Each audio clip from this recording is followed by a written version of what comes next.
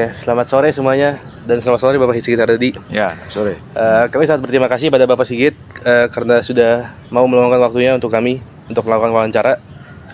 Dan pada hari ini kami akan melakukan wawancara dengan Pak Sigit dengan tema yang akan kami lakukan tantangan dan kemenangan di dalam dunia akting dan seni peran. Dan boleh dimulai dengan pertanyaan pertama. Sudah berapa lama Anda berkecimpung di dalam dunia seni peran? Kurang lebihnya sekitar 40 tahun. 40 tahun. 40 tahun.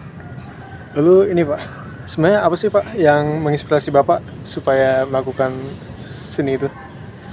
Seperti menjadi aktor. Jadi sebetulnya ini nggak apa-apa ya, cerita sedikit nggak apa-apa ya. Jadi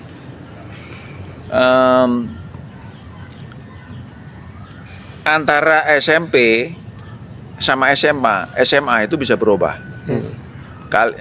Demikian juga nanti kalian gitu. Kalian sekarang SMA, ya kan? Sekolah menengah atas atau sekolah menengah umum ya, SMU atau SMA. Nah, di saat SMA juga itu, saya juga punya cita-cita itu. Cita-citanya bukan di dunia seni peran, bukan, karena saya ingin menjadi pelukis aslinya dulu gitu. Nah, sementara di SMP-nya saya ingin jadi tentara. Jadi berubah-ubah. Nah, semua itu kenapa akhirnya menjadi sebuah pilihan di situ? Karena saya begini. Jadi ketika saya lulus SMA, saya memang ingin menjadi pelukis, seniman lukis ya.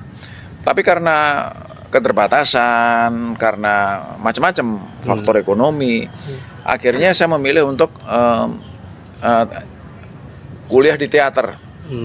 Karena teater itu di antara sekian banyak jurusan kesenian, menurut saya dia paling murah.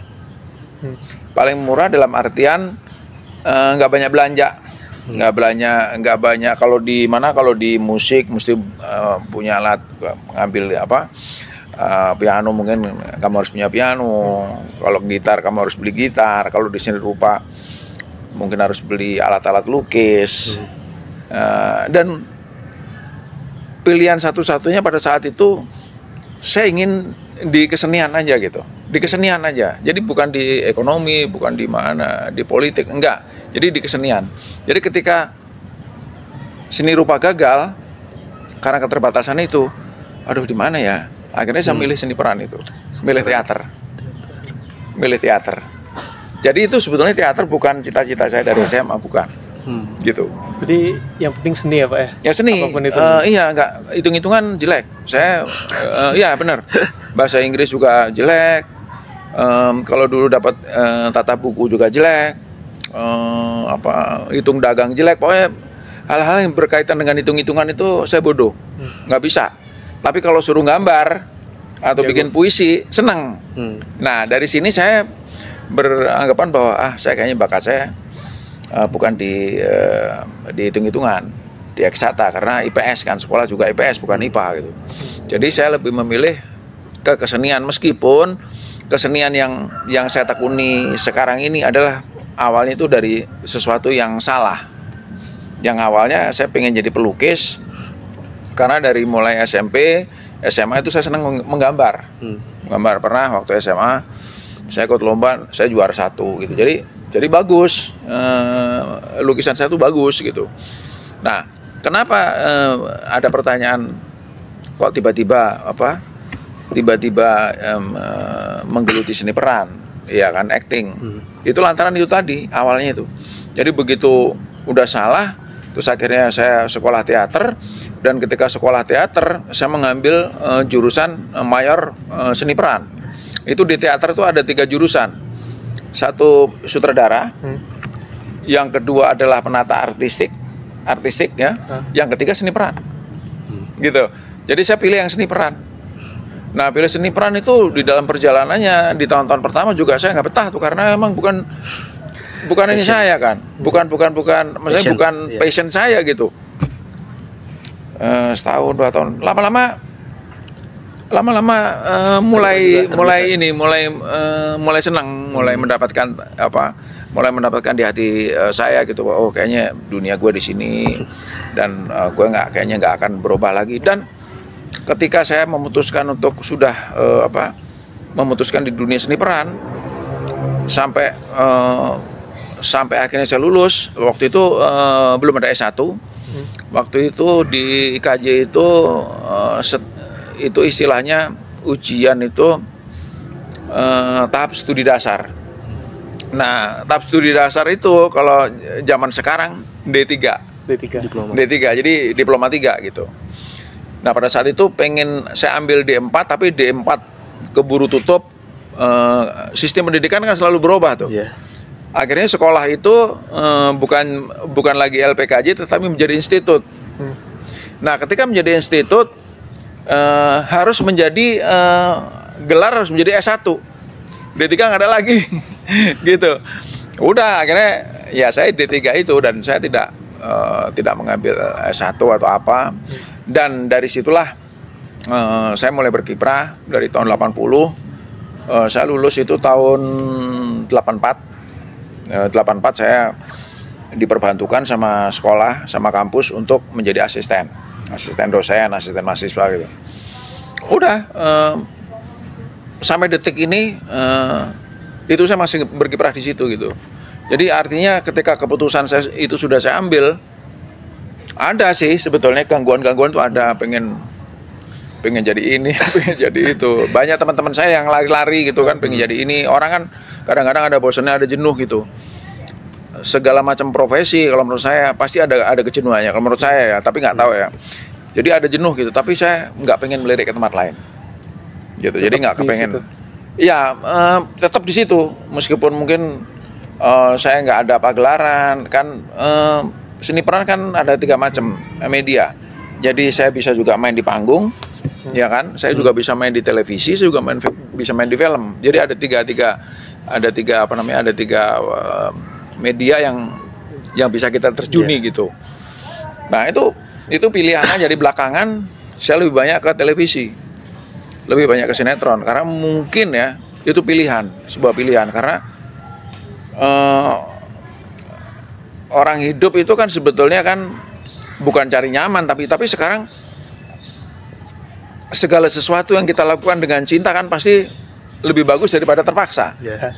Misalnya saya milih istri saya sekarang itu nggak mungkin terpaksa. Yeah. Saya memilih jalur ini misalnya bidang apa nih, misalkan bisnis atau buka toko, atau saya pengen jadi seorang penyair, jadi seniman, atau jadi apapun.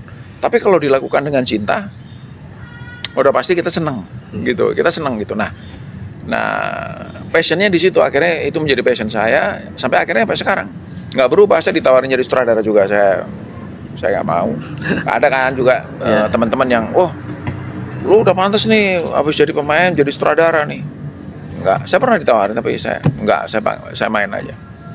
Gitu. Jadi orang bilang, ada banyak orang bilang bahwa lu memang lu nggak bisa apa-apa, lu memang jadi pemain aja gitu. Ada yang bilang gitu. Tapi buat saya itu profesional. Gitu loh. Kalau kamu menekuni satu bidang ya, dan kamu sudah tahu track record kamu dari tahun sekian sampai tahun sekian, orang tidak akan bisa main-main dengan kamu. Yang saya cermati. Itu terbukti. Kalau orang misalnya menego dengan saya, kalau ini mereka ini ngeper. Maksudnya bukan ngeper, artinya dia nggak mau. Udah jelas tuh kayak gitu. Tapi kalau dasarnya kita nggak kuat, track record kita nggak kuat, terus kemudian kredibilitas kita sebagai seseorang itu, baik itu mungkin aktor, baik itu mungkin siapapun lah dia gitu. Kalau dia nggak punya kekuatan, itu gampangan ditipu orang. Mesti gampang ditipu tuh kayak gini. Saya sekarang menjadi seorang aktor, terus kemudian iseng-iseng nih buka showroom lah, ya kan, buka showroom atau apa, diajakin temen nih, sharing-sharing modal gini. Tapi kalau kita nggak paham di situ, kita akan ditipu. Dan itu sering kejadian tuh. Teman saya banyak yang begitu. Lagi mungkin nggak ada job atau apa. Kita ini ya bikin dagang deh, bikin cabai. Pernah bikin kebun cabai gitu. Ditipu.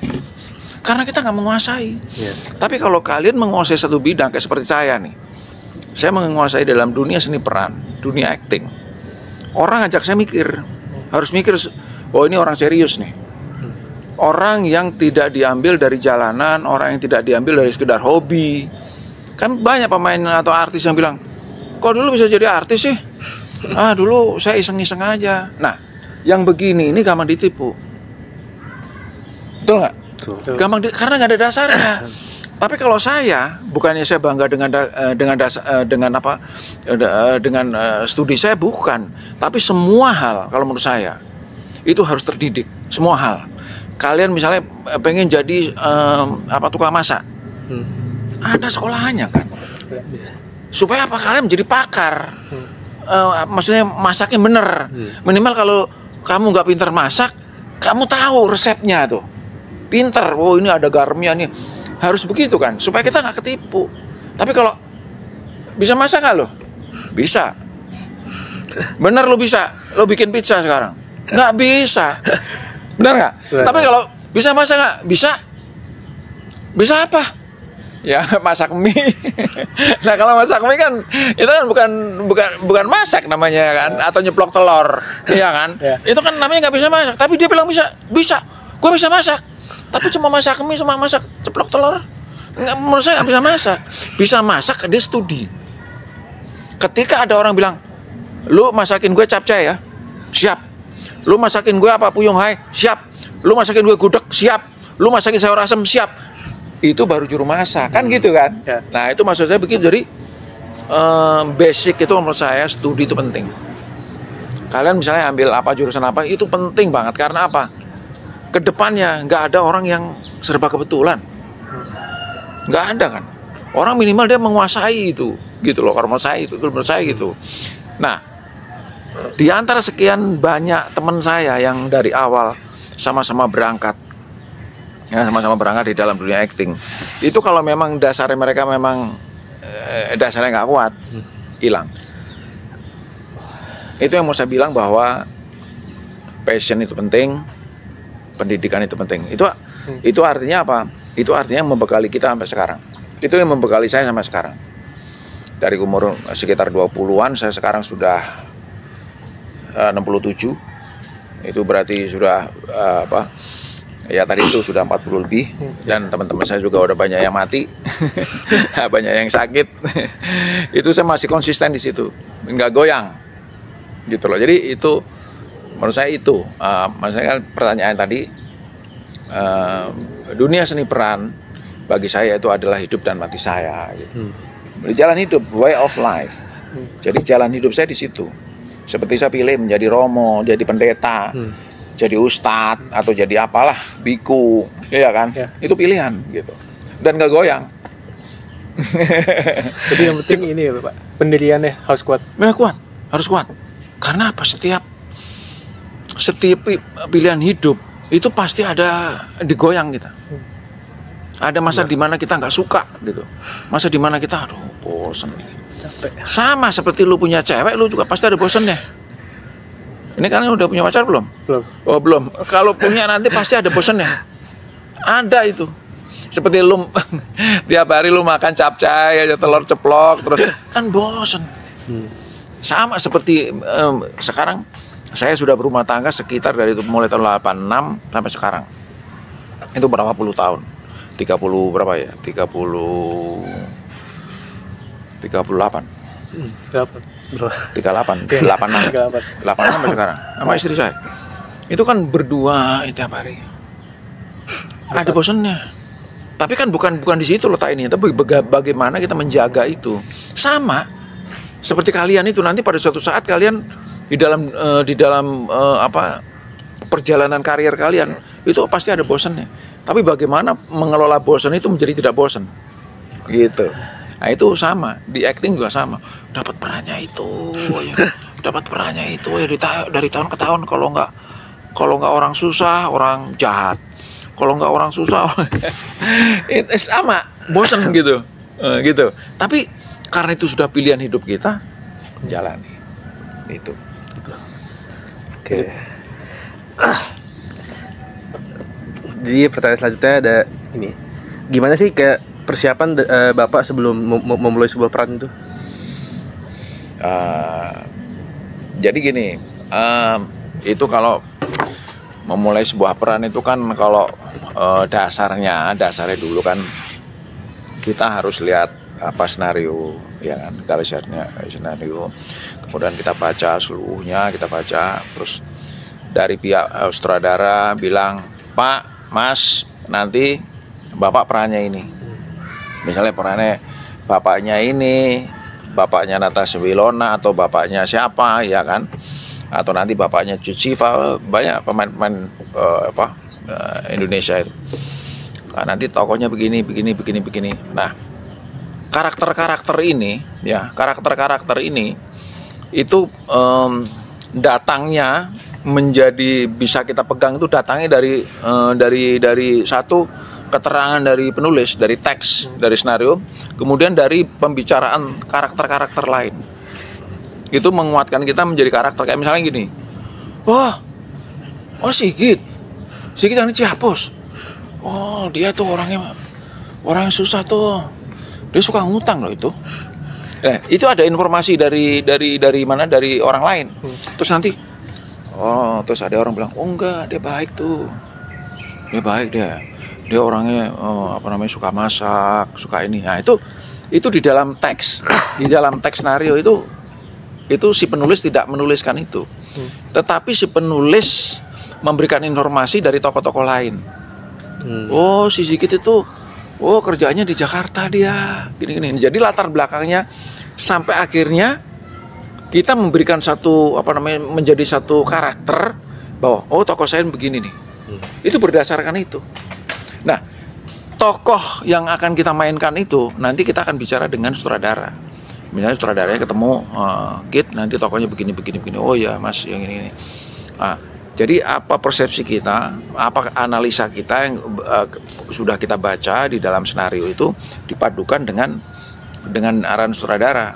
Nah, klop ketemu. Jadi nanti tokohnya. Jadi intinya gimana nih? Saya tanya kepada sutradara.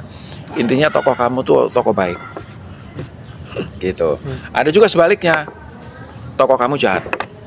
Gitu.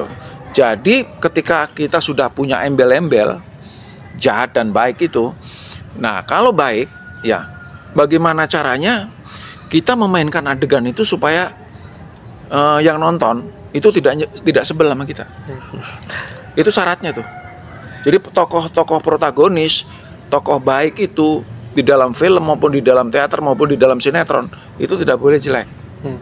Kayak misalnya gini, ada tokoh baik. Saya pernah tegur Nikita Willy. Nikita Willy itu perannya baik deh. Itu saya jadi bapaknya kan. Terus dia berani bentak saya. Memang dia marah sama bapaknya. Tapi dia berani bentak saya. Saya bilang begini, Nik, kamu tokohnya kan protagonis, tokoh baik. Kalau kamu bentak bapak kamu, yang jadi bapak kamu kebetulan saya kan, saya bukannya nggak terima dibentak sama kamu, saya terima. Tapi kalau kamu bentak saya, nanti penonton nggak respect loh sama kamu, karena kamu tokohnya baik. Kamu boleh marah, tapi caranya agak dikurangi. Walaupun bagaimanapun, ini orang tua kamu, orang tua asli kamu. Kalaupun kamu marah, kamu agak tahan. Jangan kamu bentak seperti kayak teman kamu, misalnya, papa gila. Jangan gitu. Kalau kamu begitu sama papa kamu dalam kehidupan sehari-hari, itu juga juga nggak bener tuh. Biar bagaimanapun kamu seorang anak. Jadi kalau misalkan kamu marah sama papa kamu lebih ke kesel aja gitu. Kesel apa? Aduh bapak kok gitu sih gitu. Lebih kamu ada keselnya kepada diri kamu sendiri, tapi nggak langsung bentak keras gitu. Nah, kecuali kalau itu sama teman kamu yang jahat sama kamu atau sama siapapun yang jahat sama kamu boleh begitu, boleh keras. Oh gitu ya Om. Iya coba deh. Nah, saya pernah ngomong begitu. Demikian juga tokoh jahat. Kalau kamu memerankan tokoh jahat, jangan kamu bertindak seolah-olah kamu baik, jangan. Kalaupun kamu baik, kamu pura-pura baik. Tapi mata kamu masih jahat. Harus terkesan bahwa kamu, biar bagaimanapun kamu bersikap baik, kamu ada jahatnya. Itu tokoh antagonis gitu. Jadi memasuki peran itu yang saya bilang itu, sekarang tokohnya seperti apa? Oh, kalau tokohnya jahat ya ya harus jahat. Kalau tokohnya baik, harus baik. Dan itu tadi syarat-syaratnya itu. Kalau tokoh jahat, dia nggak boleh manis-manis. Ya, dia boleh manis-manis, tapi ending-endingnya rasain. Nah, ada buntutnya, ada rasain. Itu udah, oh memang jahat ya. Ya itu maksud gue itu. Ngerti ya, paham ya itu. Nah, itu jadi memasuki karakter itu berbagai masukan dari tokoh-tokoh yang ada di dalam cerita itu, sehingga memperkuat kita nih sebetulnya tokohnya seperti apa gitu. Gitu. Tapi Pak, kadang kebawa gak sih Pak ke dunia asli si tokoh fiksi itu? Oh nggak boleh. Kalau itu bertahun-tahun, itu biasanya memang ada dokter.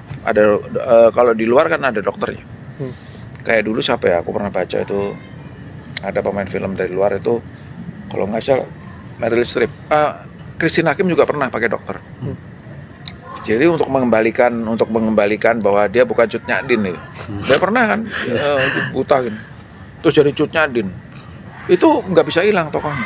Jadi ke bawah. Memang bisa. Tapi sebagai seorang pemain yang baik, sebagai aktor yang baik, kalau bisa kita cepat setelah lepas kita dari lokasi, misalnya lokasinya di sini, lepas dari sini ya kita sudah menjadi diri kita sendiri. Nah, kenapa banyak terjadi cinta lokasi? Ya karena itu. Karena nggak bisa melepaskan itu. Kayak misalkan saya meluk-meluk ya dulu zaman masih muda, meluk-meluk kayak Mary Belina gitu bro. Lama-lama keren juga. Lupa sama bini di rumah kan. Nah, itu kalau itu ke bawah terus sampai di jalan bahaya. Nah, itu harus segera lepas karena itu cuman kerja gitu. Profesional. Iya profesional, dan kita sungguh-sungguh. Dan itu di lokasi juga terjadi itu yang namanya jealous itu terjadi. Tapi di lokasi aja, misalkan kamu dekat sama dia, adegannya dekat sama dia, terus tiba-tiba dia deketin, lu bisa cemburu sama dia gitu. Tapi di lokasi aja, tapi itu biasanya bisa tembus juga di keluar. Terjadi sering. Dan banyak kan pasangan-pasangan yang akhirnya menikah karena dia berpasangan di film. Banyak kayak Lydia Kandou, kayak Mer juga, seperti kayak banyak Reza Tapi, banyak Sopan Widiawati, banyak sekali. Jadi dia dapat jodohnya itu di lokasi banyak gitu. Itu sih. Ini Pak, selanjutnya ini Pak, tantangan terbesar Bapak selama dalam dunia peran ini. Iya. Tantangan apa? Terbesar. Setiap saya nggak pinter ya orangnya ya, saya nggak pinter, saya kurang cerdas juga kalau menurut saya. Jadi saya tuh tidak selalu ketika saya mendapatkan peran itu saya selalu selalu menjadi beban buat saya. Maksudnya beban itu bukan beban karena susah atau bukan, tapi Harus bagus. ini harus saya pelajari gitu. Jadi saya buka skenario, buka WA atau biasanya kan dia pakai kirim-kirim itu. Itu benar-benar merupakan tantangan. Bagaimana saya mendekati kamu dan itu ada ilmunya. Jadi kayak misalkan kita ya, misalnya di sini saya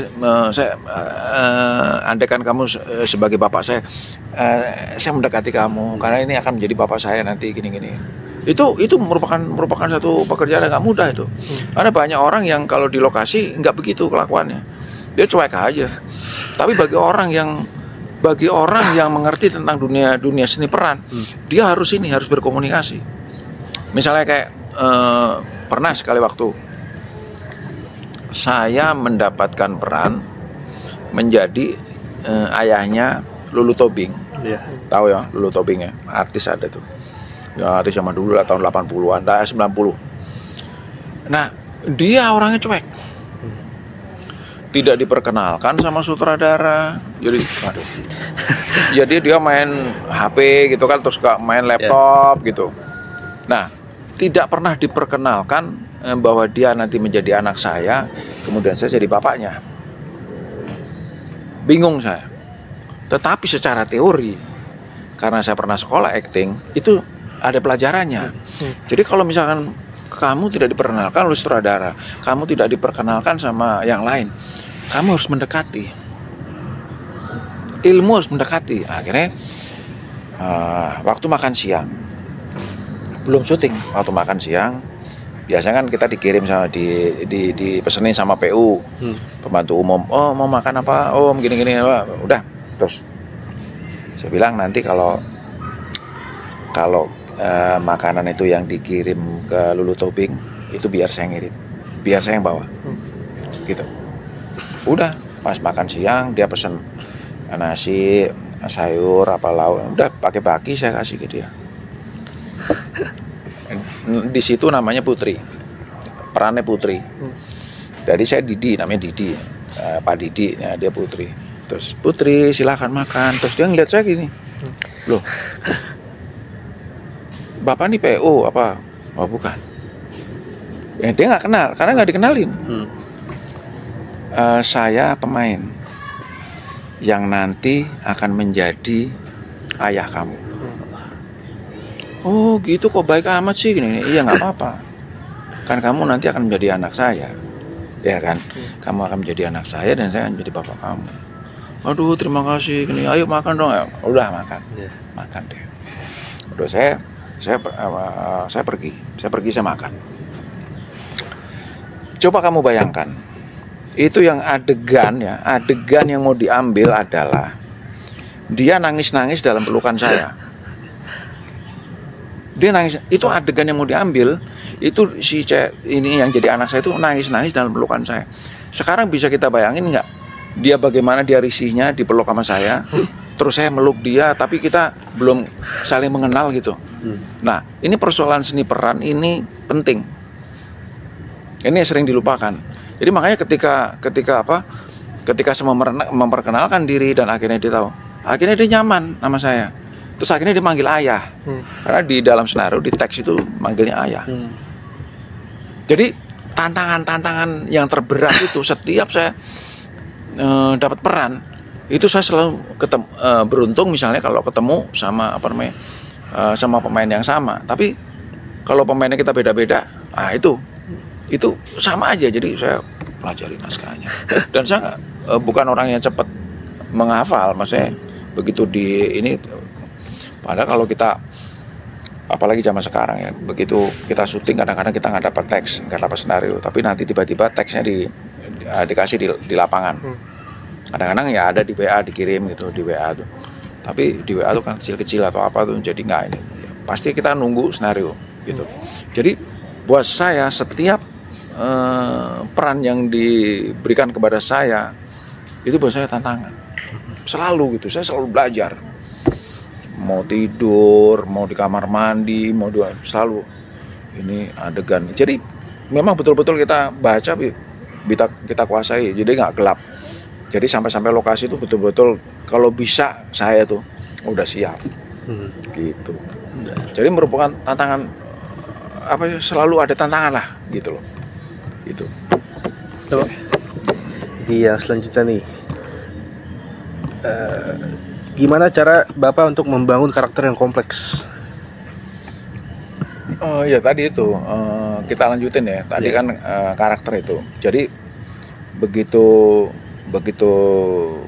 kita mendapatkan informasi dari sutradara, terus dari naskah bahwa karakternya begini itu, kita mencoba mendandani diri. Salah satunya mendandani diri itu kostum.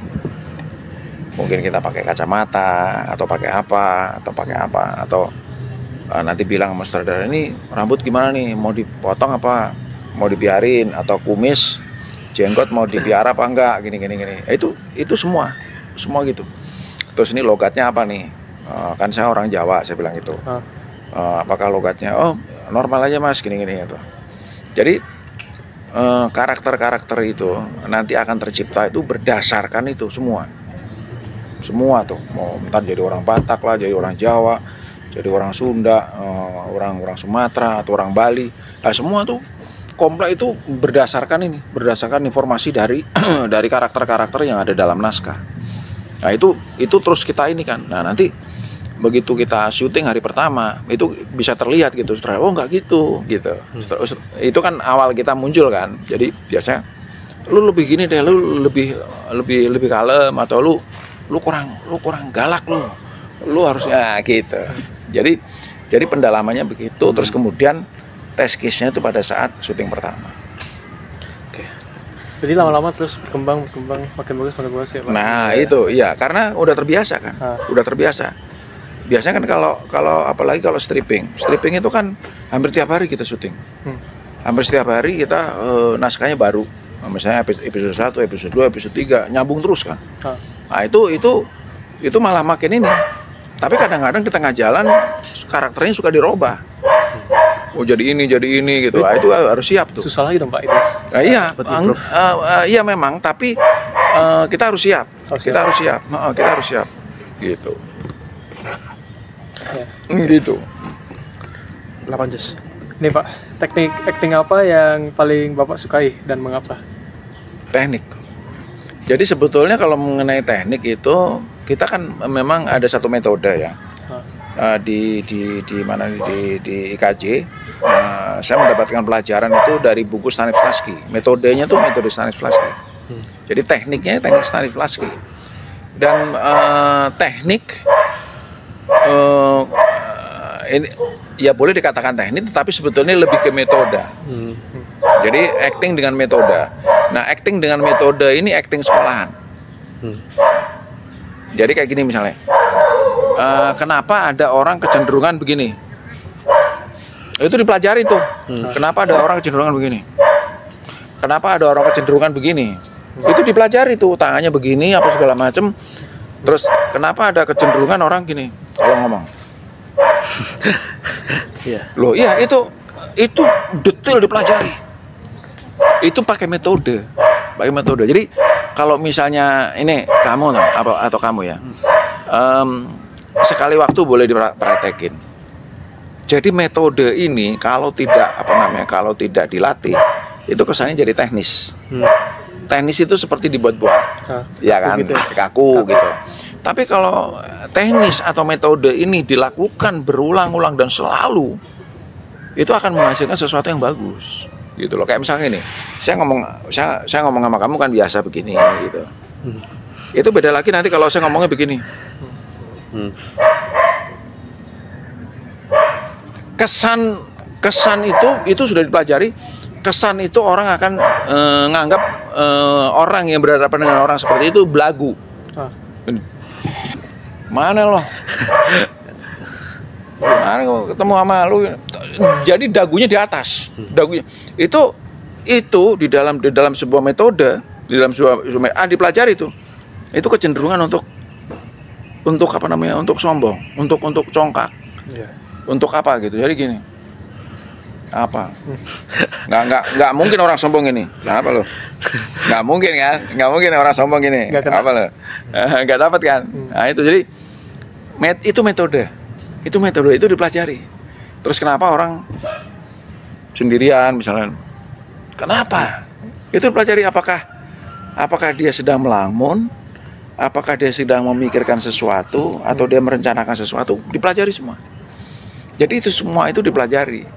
Nah, nanti ketika sudah sekali, dua kali, kalau sekolah kan sebulan, 2 bulan, lama-lama setahun, 2 tahun, akhirnya ketika kita lulus itu menjadi bagian yang tidak terpisahkan dari kita. Metode itu, ya teknik itu. Jadi kita pakai teknik. Jadi kayak misalkan orang nolak, orang ngusir nggak usah pakai. Nah kan. Nah gitu, lu jangan deket-deket lah atau apalah gitu. Itu sebetulnya metode, tapi metode itu harus justified, harus benar. Kalau enggak orang apa sih ini gitu. Berarti harus ada ini ya, mengapa dia ngelakuin itu. Nah, iya, itu jadi ada apa namanya? Ada yang paling sederhana di dalam acting secara metode itu ada 5 sebetulnya. 5M. Mendengarkan, ya, boleh juga dibalik, melihat, mendengarkan, memikirkan, merasakan dan mengutarakan. Itu 5. Gitu loh. Kalau misalkan orang ada satu contoh nih, sering pelajaran paling sederhana. Mesti orang saya misalnya dikata-katain sama orang, babi lu, gitu loh, anjing lu. Ini acting nih. Ketika kita dikata-katain seperti itu sama orang yang tidak kita kenal atau siapapun lah gitu, yang nggak dekat sama kita, itu kan suara itu kan asalnya dari mana? Kita lihat dulu tuh. Kita lihat, ya kan, kita lihat, terus kita pikirin, kita rasain, kok gue rasa nggak enak ya dibilang anjing atau apa segala macam. Kita pikirin, kita rasakan, baru kita ngomong. Kenapa lu ngomongin gua anjing? Gitu kan? Nah, itu di metode itu dipelajari. Nggak mungkin lah misalkan anjing lo, oh anjing juga lo. Kan nggak mungkin gitu. Iya kan? Karena apa? Karena kita belum tahu. Mengapa dia ngomong? Nggak ngomong gitu. Nah, kecuali yang ngomong temen. Misalnya temen udah deket, babi lu kemana lu kemarin? Nah, beda tuh. Itu bercandaan atau apa? Nah, itu hal-hal seperti itu tuh ada di metode. Metode itu ada, gitu loh. Jadi melihat, mendengarkan, memikirkan, merasakan, mengutarakan atau mengutarakan tuh ya pokoknya gue ngomong, menyampaikan. Iya kan, kalau misalkan ada orang ngomong bangsat lu, seperti halnya juga, anjing lu kemana kemarin, gitu kan sama temen aja kan, anjir lu kemana. Nah itu kan juga nggak semata-mata ini kan, tapi tetap harus dilihat dulu nih, yang ngomong siapa nih? Oh teman lo. Enggak men, tenang ya, bisa dibalas begitu kan, nggak semata-mata langsung dibalas gitu kan. Nah di dalam acting itu ada tuh teknik itu, metode itu. Jadi untuk melihat, mendengarkan, memikirkan, merasakan, kemudian mengutarakan. Gitu. Itu bagian dari metode itu. Kalau merasakan tuh maksudnya gimana Pak? Ya kan misalkan lu tiba-tiba dibilang misalkan entah motor disalip atau diserempet sama anjing lo, misalkan marah, ya kan ada rasa gitu. Nah gitu loh. Itu kan seenggaknya kamu lihat yang ngomong tuh, seenggaknya kamu lihat, ya kan, kamu lihat, kamu mendengarkan omongannya dia apa, kamu pikirin, kamu rasain, kamu ngomong, kan gitu.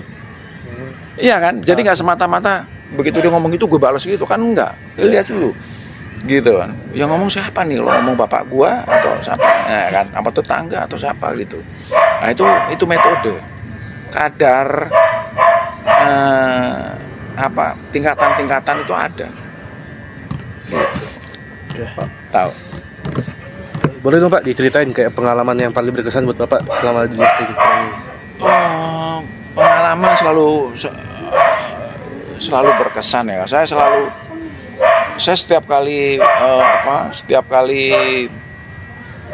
produksi saya selalu mempunyai anak baru, mempunyai istri baru, mempunyai ibu baru gitu. Jadi itu jadi saudara. Terus kemudian kedua adalah tempat baru. Kalau dulu ya, semua rata-rata penjara di bukan seluruh, ada sebagian besar lah kota-kota besar di Indonesia lah terutama itu saya masuk. Karena saya dulu waktu muda umur 20-30 tuh tokonya toko bandit terus. Jadi sering masuk penjara kan. Nah, itu akibatnya saya syuting di Nusa Kambangan, di Cipinang, itu menurut saya berkesan. Jadi kalau misalnya saya nggak syuting, saya nggak akan ke sana. Ke lembaga pemasyarakatan Cipinang, ke Kalisosok, Surabaya, banyak gitu, ke Bandung, Sukamiskin. Itu menurut saya itu pengalaman yang berkesan. Jadi kalau misalkan aku nggak syuting, nggak sampai ke sana. Berarti pendalaman itu Pak ya? Iya, jadi benar-benar masuk penjara, dimasukin sel. Bapak sama itu ya, napi-napi situ ya? Sama napi-napi, iya main napi-napi. Gitu loh, jadi itu pengalaman-pengalaman yang berkesan gitu, yang berkesan. banyak lah kalau soal berkesan banyak. Itu tadi yang bilang saya punya anak baru, dan ketika punya anak baru, punya istri baru, punya orang tua baru, itu seru gitu. Iya, kayak misalkan anak-anak saya, banyak, anak-anak saya banyak. Dari mulai Nikita, Willy, Agnes, Monica, iya, Leoni, itu semua pernah jadi anak saya gitu. Jadi itu kalau sekarang ketemu ya, itu mereka udah pasti manggilnya kalau nggak ayah ya papa, ayah gini. Banyak yang menjadi anak saya, menjadi istri juga banyak. Itu kan bagian yang mengesankan, bagian-bagian yang apa, yang tadi apa? Berkesan. Yang berkesan itu ya. Jadi itu menjadi apa ya? Menjadi proses apa, biografi saya juga gitu. Jadi banyak apa namanya, banyak ketemu sama apa pemain-pemain. Semakin bertambah relasi. Nah, itu. Jadi kalau kita akan ada misalkan ada apa medsos kayak misalkan apa Instagram, IG atau ada Facebook, ada apa, itu kan jadi kita bisa berkomunikasi di situ. Ya, benar. Gitu. Itu. Lanjut. Nih Pak, bagaimana Bapak itu menghadapi kritik Pak saat melakukan penampilan Bapak itu? Kritik harus kita terima sebagai bahan koreksi selalu tuh. Apalagi dulu saya akan mengajarkan di KJ ngajar acting, jadi saya siap dikritik sama mahasiswa saya. Saya justru bilang sama mahasiswa saya bahwa nanti malam aku ada main di di televisi ini, nah nanti kalian nonton. Nah, besok kita diskusi, kritiklah. Karena dosen atau guru main juga tidak selamanya bisa bagus. Kadang-kadang moodnya jelek, mainnya bisa juga jelek gitu. Jadi kritik itu kalau kritik membangun ya, itu bagian dari memang kita untuk memperbaiki diri. Gitu, jangan antipati kita terhadap kritik. Gitu. Buat saya kritik bagus gitu, supaya kita lebih lebih care lagi, kita lebih belajar lagi ke depan gitu kan. Gitu. Coba. Ada nggak sih kayak proyek atau film yang paling Bapak kayak bangga gitu Bapak pernah main di film itu? Satu-satunya yang saya bangga ya, karena saya tahun 89 itu saya menjadi peran utama di sebuah film layar lebar. Itu pertama dan nggak tahu, hanya itu sekali itu peran utama ya, di film layar lebar Malioboro tahun 89. Itu ada itu di YouTube, ada di internet juga ada itu satu-satunya saya menjadi peran utama. Kalau mau toh itu berbangga ya, mungkin aku bangga sama film itu, karena kesini-sininya udah hampir jarang karena udah keburu tua kan. Sini-sini udah paling peran kedua, peran ketiga, peran kayak gitu. 12 des. 12. Ini Pak, apa aja sih Pak yang Bapak pelajari dari aktor lain pada saat melakukan syuting itu? Gini, selalu kita saling belajar kalau menurut saya. Kayak misalnya gini, saya sekarang ini saya kan sudah termasuk aktor senior.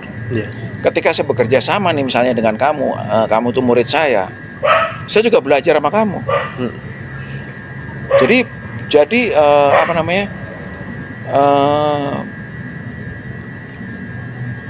saya ingin katakan bahwa seni peran berbeda dengan kedokteran, berbeda dengan teknik atau misalnya eksakta, misalnya insinyur atau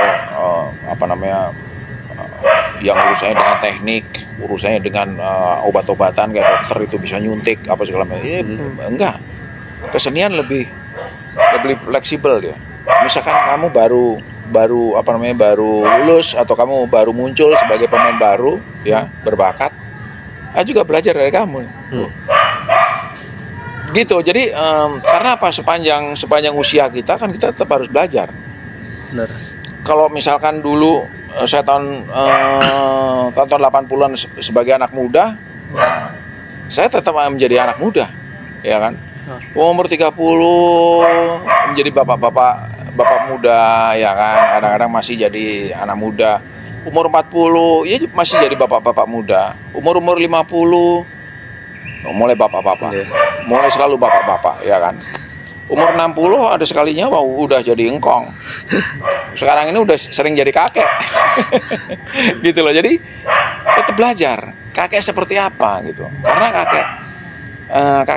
kakek yang dalam kehidupan sehari-hari seperti saya juga nggak banyak.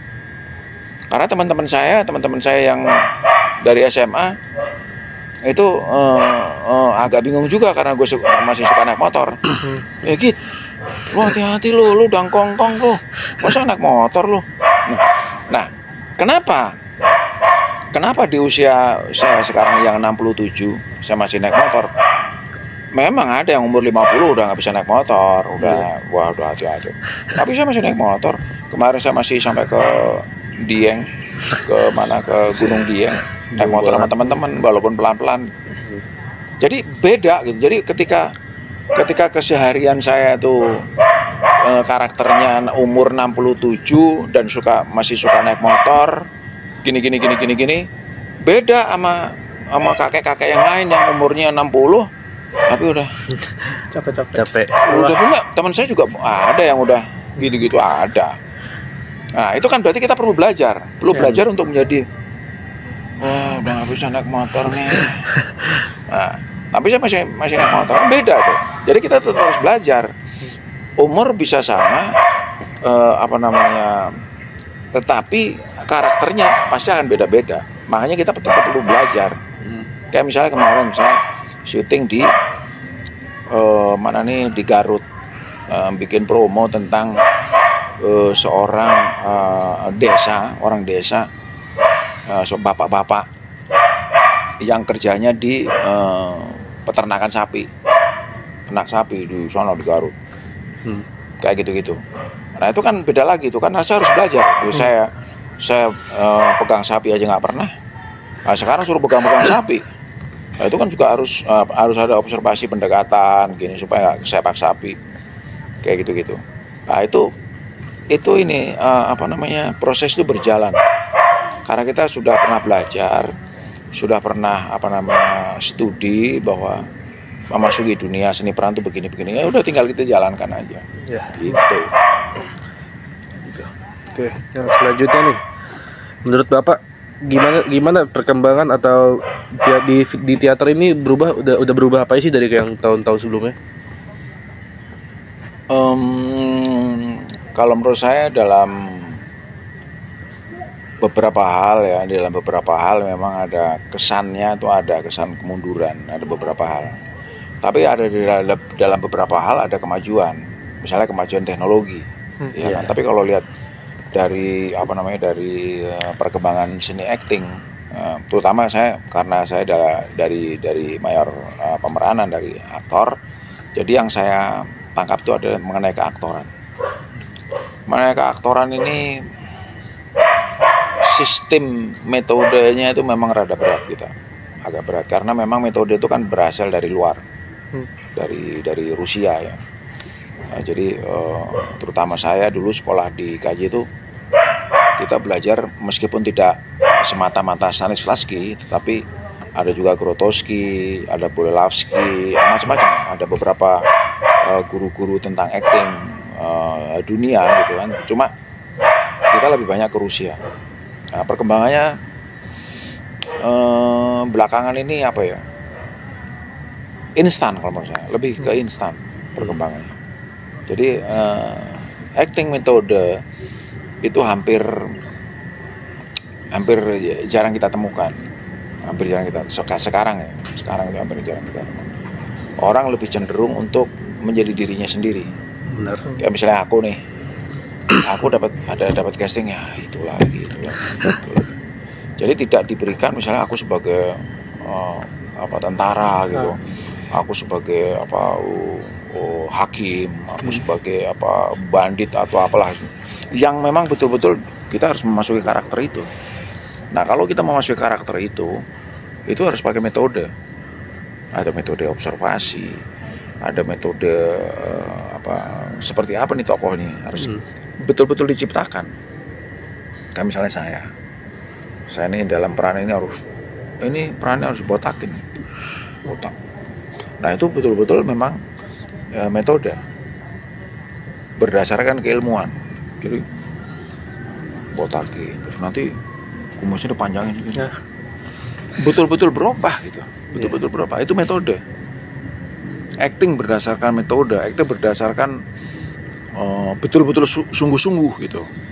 Nah kalau sekarang kan mungkin ada beberapa tempat ada yang begitu, tapi banyak yang apalagi kalau kita bicara masalah sinetron. Kalau sinetron kan kebanyakan kan copy paste. Iya. Maksudnya copy paste tuh kalau lu udah jadi misalnya anak muda yang nakal gitu, udah anak muda nakal Selamanya itu. udah lu pegang aja. Misalnya saya jadi bapak-bapak jahat nih, udah Karena perannya di situ. itu lagi copy paste itu banyak itu yang di dalam dunia sinetron saya alami banyak. Karena apa? Karena penontonnya kalayak ramai di rumah. Beda kalau kita ke gedung bioskop. Kalau di rumah kan ya udah kita datang ke rumah masing-masing ya kan. Oh yang main ini jadi bapak ini, ini nanti bapaknya jahat nih gini ya. Senang. Udah gitu, karena produser pernah ngomong, Pak Sigit udah jadi tokonya toko jahat aja deh, nggak usah jadi toko baik deh, biar penonton seneng. Gitu. Kalau televisi begitu, televisi itu stereotip, copy paste aja karakternya. Kalau saya udah jadi peran jahat, jadi peran baik nggak dipercaya sama penonton. Ini kok jadi ustadz nih, kok jadi Romo, nggak cocok dia. Jadi pendeta nggak cocok ini bandit nih. Itu penonton, yang ngomong penonton. Jadi akhirnya apa yang terjadi? Ya udah jadi bandit aja gitu. Orang seneng gitu, dia jadi bandit, untuk ngerampok, entar jahat, ngempesin mobil orang, ngambil dompetnya orang, itu seneng tuh. Nah disitulah letak metode itu kadang-kadang nggak jalan. Berarti kita sinetron sekarang itu mengikuti aja terus sama selera penontonnya gitu Pak. Nah iya, ada begitu. Ada juga yang enggak, tapi nggak banyak. Itu biasanya produksi independen. Itu baru tuh pakai metode. Kalau yang udah mainstream banget, dia pakai yang penonton itu. Iya itu, nggak bisa dilawan itu. Karena itu ada hubungannya dengan iklan. Ya. Kan sering saya sudah syuting 20 episode misalnya, terus tiba-tiba nggak diterima sama stasiun karena pemainnya nggak disukai sama stasiun TV dan tidak disukai sama orang iklan. Orang iklan bisa menentukan. Nah, nanti kalian kalau kita nggak tahu lah, kalian nanti mungkin besarnya kerja di mana, itu akan terjadi itu. Jadi kita udah bikin promo 20 episode, di-retake semua dari awal karena pemainnya diganti. Pemain utamanya dari pihak station nggak suka nih, ganti. Alasannya macam-macam. Yang pakai jilbab lah, yang nggak pakai jilbab lah. Yang kalau menurut saya tuh kok nggak dari awal gitu. Nah ini persoalan ini menjadi kendala juga sekarang. Tapi Pak, untuk kedepannya berarti agak sulit dong kalau terus-terusan pakai cara tersebut. Nah itu saya nggak ngerti nih. Nah ya nanti kalian lah kalau menduduki tempat-tempat itu bisa harus bisa menentukan bagaimana sih sebetulnya kita selesai di meja ya. Kita bertemu di meja, semua kita persiapkan di meja. Jadi kita nggak sia-sia buang duit. Sekarang itu namanya buang-buang duit. Kalau kalian pengen tahu, rumah-rumah produksi itu waduh banyak. Bikin 16 episode. Syutingnya di Raja Ampat, Bali. Kamu bisa bayangin itu di Bali berapa lama, hotelnya berapa, apa segala macam. Itu habis 6 miliar. Tiba-tiba nggak jadi tayang katanya. Aduh. Nggak jelek kan. Sayang banget. Itu duit kebuang loh. Nah maksud saya kenapa tidak dibicarakan dari awal? Kalau pemainnya jangan dia. Disepakati aja semua stakeholdernya tuh. Ini orang iklan, ini orang station, ini apa segala macam. Duduk bersama, ini pemainnya ini. Kita akan syuting di sini nanti tayang ya gini-gini. Jangan dibongkar lagi pemainnya. Kan harusnya bisa begitu. Nah ini nggak terjadi sekarang tuh sering itu.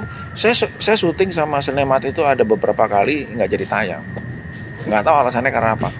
Alasannya ya jelek lah. Tapi kalau jelek kan bisa diperbaiki. kalau zaman dulu masih bisa diperbaiki, mana yang kira-kira kurang bagus diperbaiki, kan nggak buang-buang duit. Iya. Kalau sekarang bener-bener buang duit, dibungkus, bener-bener dibungkus tuh. Sayang sih Pak itu. Iya. Anak-anak bilang, ya dibungkus pakai karet berapa? 2. Udah nggak mungkin diperbaiki, udah karet 2 tuh. Istilahnya begitu. Jadi kalau nasi bungkus, kan ini karet 1, masih gampang dibuka kan. Tapi kalau udah set dibungkus lagi, habis. Dan itu pun kita dibayarnya kadang-kadang cuma 30% yang syuting. Jadi nggak nyaman. Jadi sistem itu kalau bisa ya ke depan harus diperbaiki supaya kita lebih nyaman gitu. Kita kerja itu lebih nyaman. Supaya bisa maju juga Pak. Ya. Kita kayak bikin promo nih bisa 5 bulan. 5 bulan kita nggak dapat apa-apa, gimana? Zaman dulu masih ada transportasi, sekarang udah nggak pakai transportasi. Saya di sini rumah saya. Saya harus pergi ke Jakarta, ke Cibubur, kemana? Ke Garut. Udah kalau kita nggak punya uang transportasi, nggak mungkin kita bisa syuting sekarang. Nggak kayak zaman dulu. Zaman tahun 80 tuh, itu kita begitu mau syuting kasih dulu berapa persen. Sekarang nggak ada gitu. Kenapa sekarang berubah ya ini Pak? Jomplang banget gitu. Mungkin saya nggak tahu juga, karena mungkin masalah ekonomi. Mungkin nanti pemerintahan baru mungkin bisa aja mungkin berubah lah. Ya saya nggak tahu juga lah.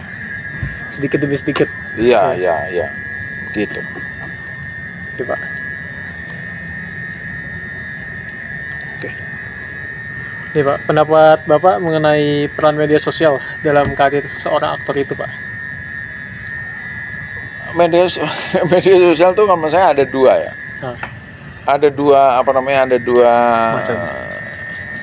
ada 2 kategori. Yang pertama bagus artinya untuk memberikan apresiasi terhadap kinerja aktor atau artis gitu. Terus yang kedua juga kadang-kadang kan semua orang media sosial kan semua orang bisa ngomong. Iya. Saya tidak tahu politik misalnya. Tiba-tiba saya bisa ngeritik Prabowo misalnya. Saya tidak tahu politik, saya tiba-tiba bisa ngeritik PDIP, atau saya tidak tahu politik, saya tiba-tiba bisa ngeritik siapapun. Nah itu yang menurut saya nggak benar. Bahaya itu. Bahaya. Itu apalagi ya itulah yang waduh nggak karu-karuan. Dan ada sisi bagusnya itu untuk hal-hal yang bagus. Misalnya saya pernah dapat pekerjaan itu dari media sosial. Saya pernah dapat syuting film layar lebar itu dari media sosial, dari Facebook pernah saya dihubungin gitu, dari Facebook. Banyak saya banyak dikontak dari sebuah perusahaan itu dari Facebook, dari media sosial. Tapi banyak juga yang saya lihat itu bully-membuli juga terjadi di media sosial. Sampai terjadi kejahatan di media sosial. Jadi sebetulnya ada 2 sebetulnya kalau menurut saya. Jadi media sosial itu kalau kita pergunakan baik, ya kita pasti baik. Tapi kalau kita kecemplung ke dalam dunia hal-hal yang tidak baik, nggak repot gitu. Nggak terkontrol karena kita nggak ngerti ujungnya kemana, nggak ngerti tuh. Karena udah seperti orang misalkan, jangan menyetop internet gini-gini, kan susah. Itu global sekali kan itu kan, gitu loh. Harus kita yang menyesuaikan diri. Nah, kita harus filternya harus dari kita gitu. Kalau menurut saya sih itu. Jadi media sosial itu banyak bagusnya juga, tapi jadi kita harus itu tadi harus. Dulu saya sedikit banyak dulu ya sebelum sekarang ini dulu saya suka juga sedikit banyak ngomongin politik lah, kayak misalkan ngeluh soal ini kok beras naik telur naik. Tapi belakangan udahlah agak capek juga gitu. Jadi kita bicara kesenian aja lah kalau bisa gitu. Oke. Selanjutnya gimana menurut Bapak melihat masa depan kayak kedijitalan keaktoran di era digital itu? Kayak misalnya mungkin nanti akan berubah lagi atau gimana mungkin? Apanya? Kayak dunia aktor gitu. Ya, di era digital ya Pak? Iya. Masa depannya bakal kayak gimana menurut Bapak? Ya kalau menurut saya tetap aktor tetap eksis, tetap akan eksis, tetap masyarakat tetap perlu, tetap perlu hiburan gitu kan. Televisi tetap harus diisi, gedung-gedung bioskop juga masa depan bagus. Yang nggak bagus adalah kurang dihargai gitu aja, kurang dihargai. Semoga ke depan pekerja seni itu lebih dihargai, baik kehidupannya, kan banyak yang masa tuanya mengenaskan. Iya. Jadi gitu susah. Susah masa tuanya. Itu karena apa? Tidak dihargai. Nah sekarang kayak star system. Jadi kayak misalkan kamu nanti pada suatu hari punya menjadi produser lah, punya perusahaan. Ya kita nggak tahu lah, punya produk itu. Misalnya budget untuk bikin film atau bikin sinetron, itu dananya misalnya kalau untuk film misalnya 10 miliar misalnya nih, ini kita ngomong kosong, saya nggak tahu persis tapi sedikit banyak kan ya saya tahu, tapi saya nggak begitu tahu, tapi saya sedikit banyak tahu. Misalnya kalian punya dana 10 miliar, nah itu sekarang 5 miliar hanya untuk pemain, 5 miliar hanya untuk pemain. Nah sekarang 5 miliar kalian bagi ke semua kru, kalian bagi ke semua pemain yang lain. Nah itu menurut saya nggak adil. Nggak bisa. Harus ada standarisasi. Kalau menurut saya nih harus ada standarisasi bahwa kenapa seperti itu, kan saya pernah ngalamin kru-kru itu kasihan hidupnya. Jadi pernah itu kita syuting di Jogja pada saat itu ya. Syuting di Jogja itu 1 bulan, itu 2 minggu aja uang udah habis. Karena saking kecilnya honornya gitu. Nggak jomplang antara pekerja kru dengan artis. Nah kesejahteraan ini juga harus diperjuangkan kalau menurut saya gitu. Supaya dihargai lah gitu. Kru itu harus dihargai, pemain-pemain juga harus dihargai, track recordnya dihargai, jangan cuma ke 1-2 bintang gitu. Iya dong. Kalau kamu bintangnya cuma 1 dia doang, ini pemain-pemain yang lain, yang bintang-bintang yang lain Gak dipedulikan. Nggak segitu gitu kan, nggak boleh gitu.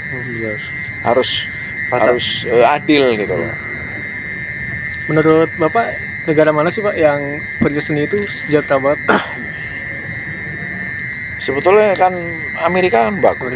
Amerika kan udah jelas tuh, karena Hollywood itu yang saya tahu bahwa Amerika itu di samping senjata, dia juga budaya tuh. Budaya itu menyebar kemana-mana tuh. Dari mulai film-filmnya, dari mulai apa segala macam. Ya itu dia tuh, satu budaya, kemudian alat-alat perang. Itu Amerika tuh. Ya sekarang kayak McDonald kita kan Kentucky Fried Chicken, Starbucks dan sebagainya kan dari sana semua tuh. Celana Levi's, semua dah. Budayanya juga itu dijajah sama mereka. Nah, sekarang pelan-pelan Korea, ya kan, China, pelan-pelan. Nah, karena kalau kita tidak berbudaya, ya kita akan habis sama mereka. Dulu zamannya Pak Harto, Sukabumi itu nggak bisa McDonald. Kota apa namanya itu ya? Kota ya segede Sukabumi itu nggak bisa tuh masuk McDonald. Itu begitu zaman kesini, waduh, udah pizza masuk, McDonald masuk, Kentucky masuk. Itu namanya kuring-kuring. Sekarang kalian aja kalau ditawarin kalau makan gudeg sama makan McDonald, ya pilih McDonald. itu pelan-pelan loh. Kita dijajah itu. Kayak misalnya Bogor, anak-anak muda sekarang, kita makan toge goreng deh. Enggak, pizza aja. Atau kalau enggak Kentucky aja. Kan gitu. Kalah toge goreng itu, yang betul-betul kuliner asli Bogor. Gitu. Jadi itu tadi, jadi Amerika lah gitu. Ya kedua Eropa. Dulu tuh Pak, kiblatnya dunia acting itu sebenarnya di negara Rusia atau Amerika Pak? Pas perang dingin itu? Tetap Amerika. Amerika karena gini, kalau Eropa itu yang saya tahu kan dia bikin film itu film apa ya? Film yang tidak tidak Hollywood itu loh. Tidak Hollywood artinya bahwa mereka bikin film ya memang betul-betul mereka bikin film. Kalau nggak suka urusan lu gitu. Nah, kalau film Amerika itu kecenderungan untuk menyenangkan penonton, menghibur penonton. Nah, itu kelebihannya itu. Gitu loh. Jadi memang kiblatnya ke situ. Nah, cuma teori tentang seni acting memang datang dari Eropa. Gitu. Yang 18. Oh, gue ya Allah. Oke. Ada nggak sih? Itu Bang. Ada nggak sih kayak aktor atau aktris yang paling Bapak kagumi itu, dan kenapa? Banyak sih aktor-aktor yang saya kagumi, banyak di Indonesia ada. Artinya gini, saya mengagumi aktor yang betul-betul real aktor.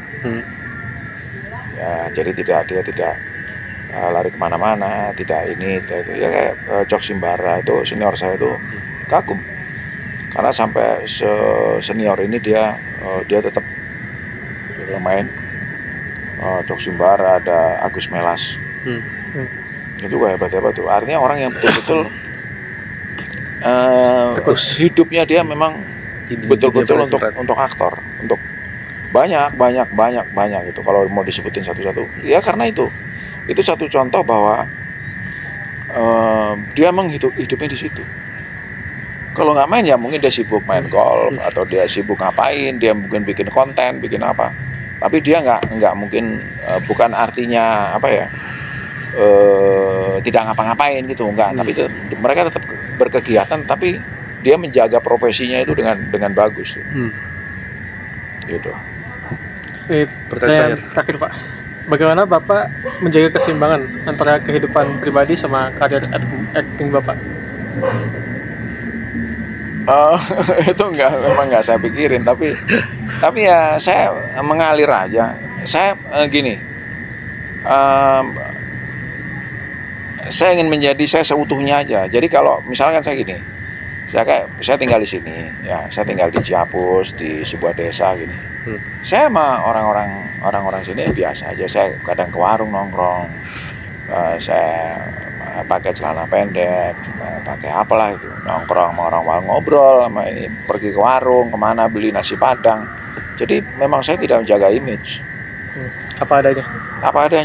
Itu apa adanya. Maka kadang-kadang saya diperingati sama istri saya, lu jangan terlalu sembarangan gitu pakai pakaiannya gitu kan. Lu harus menghargai diri.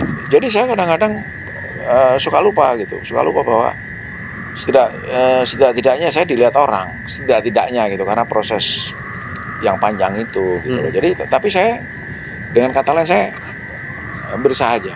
Artinya pencapaian yang sekarang sudah saya jalan ini, saya tetap berusaha aja. Saya tetap bersyukur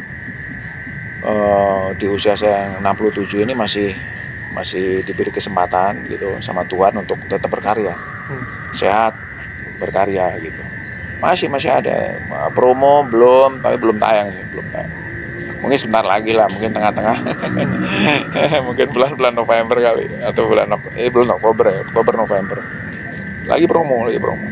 Masih ada syuting. Jadi saya gitu, biasa aja gitu. Ya. Biasa apa adanya. Mengalir aja. Dan ya biasa aja. Itu biasa aja, nggak ada yang bagaimana. Biasa aja. Wah, oke. Terima kasih Bang Sigit. Pesan terakhir Pak. Iya, kata-kata terakhir buat yang akan nonton nanti. Buat generasi muda, siapapun yang ingin menekuni dunia tentang keaktoran, siap-siaplah untuk kaya. Karena ketika kita menekuni dunia keaktoran, pasti akan kaya. Lanjut Pak. Terima kasih Mas Sigit. Iya. Tes. Udah. Coba nggak? Tes. Tes 1 2 1 3 1 2. Ada bumi. Oke. Udah 10